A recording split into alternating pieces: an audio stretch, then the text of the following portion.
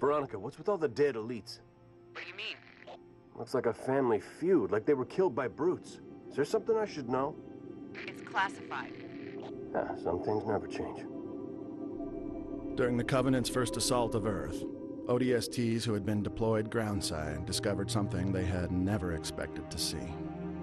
The bodies of Sangheili warriors, elites, lying dead on the streets of New Mombasa. These elites had not been killed by humans, but rather by members of their own kind, the Covenant.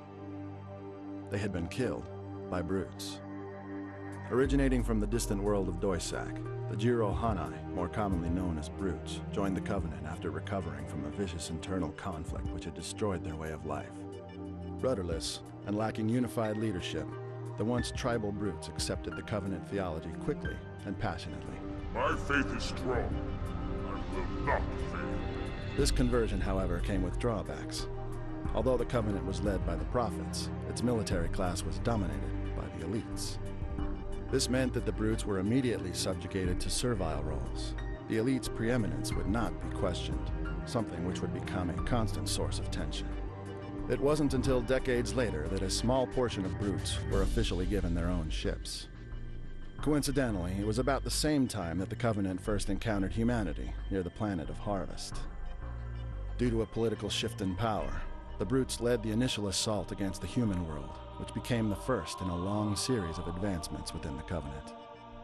After 25 years, which saw the brutes continuing to gain favor with the prophets, an alpha male, a tribal leader by the name of Tartarus, rose swiftly through the ranks, eventually answering to the hierarchs alone. This act caused the elites to question the strength of their traditional role within the Covenant. I shall relay your decision to the Council. And on October 20th, that question found an answer. After the Prophet of Regret fled to Delta Halo, the Prophet of Truth commandeered the remainder of his fleet. His orders to the brutes aboard these vessels were simple: kill the elites and take full military command of the Covenant. Truth knew what many others did not know at the time. The elites would soon be forced out, and with these brute-controlled forces battling humanity on Earth, the security of their sacred prize, the Ark, would not be compromised. It was this fact that led Truth to send reinforcements to Earth, even prior to the Covenant's arrival, knowing full well that Regret's ill-prepared invasion would be lost otherwise. On November 3rd, Truth and the Covenant city of High Charity arrived at Delta Halo, just in time to witness the Prophet of Regret's death at the hands of the Master Chief. But recent events have made it abundantly clear that the elites can no longer guarantee our safety. Truth would use this event to disband the elite service as honor guards, handing the Prophet's security officially over to the brutes. Though the elites were unaware of the slaughter of their race on Earth weeks earlier, they soon struck back when the brutes began executing the elites of the High Council.